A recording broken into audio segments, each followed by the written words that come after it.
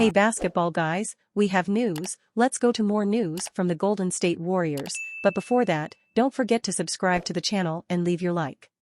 The Warriors brought in Gary Payton last season to add a new defensive dynamic to the squad.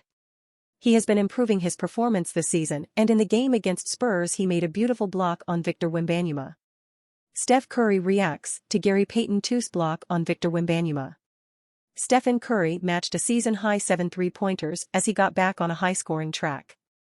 But the highlight of the Golden State Warriors' 118-112 win over the slumping San Antonio Spurs belonged to unheralded Gary Payton 2.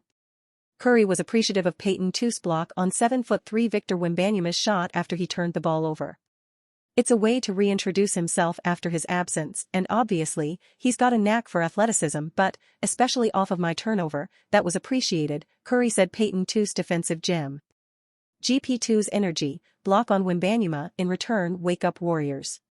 For 16 minutes Friday night, the Warriors' defense was an unsynchronized waltz, a unit leisurely wandering about as the Chase Center crowd stifled yawns.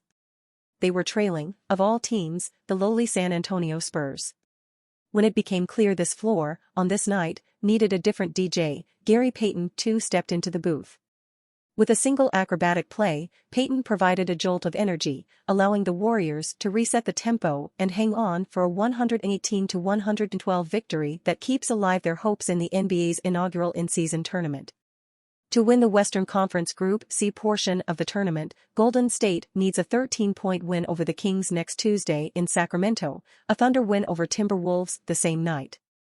If Minnesota wins, the Warriors need at least a 13-point win over the Kings to force a three-way tie. Though the Warriors, 8-9, reverted to their early game sloppiness in the final minutes, they were able to cling to their shrinking lead. They led by 15 with 2:25 remaining. They might not have generated without Payton. With Golden State trailing 46-41 and 8:06 remaining in the second quarter, Spurs prize rookie Victor Wembanyama took flight for a layup. Inasmuch as he stands 7'3", it's a bucket.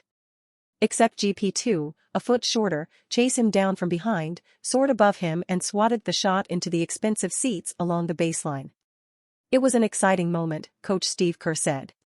The crowd loved it. It was a hell of a play.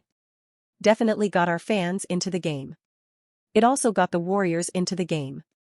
After missing the previous 3 games with a sprained left foot, this was Payton's way of reintroducing himself to the home crowd and his teammates to the concept of defense. It's just energy and effort, said Payton, the smallest player to block a Wemby shot, per ESPN. Trying to get back and make plays. Get a spark to get us going. After that, we kind of turned up the defensive intensity. Payton's play underscored the Warriors' need to repair their defense. They were dancing adrift while fouling at twice the rate of the Spurs. The challenges are not a secret, as Kerr conceded 90 minutes before tip-off. The fouling, that was the #1 goal defensively coming into the season, was to cut back on our fouling, keep our opponents off our foul line as best we could, he said in his pre-game news conference. I haven't looked at the stats recently in terms of our league ranking, but it's not good. We're fouling like crazy. We've gotten undisciplined in the last couple of weeks, we're fouling too much. Our opponents are not only getting free points but setting up their defense, which makes it harder to score on the other end. That's the #1 issue. This is why GP2's return was such a revivifying addition, and why getting Draymond Green back next Tuesday is so essential to any chance of getting back above .500 in the next few weeks. Sometimes, a slumbering squad needs a wake-up moment. The Warriors got one from GP2. They can expect another from Draymond in their next game.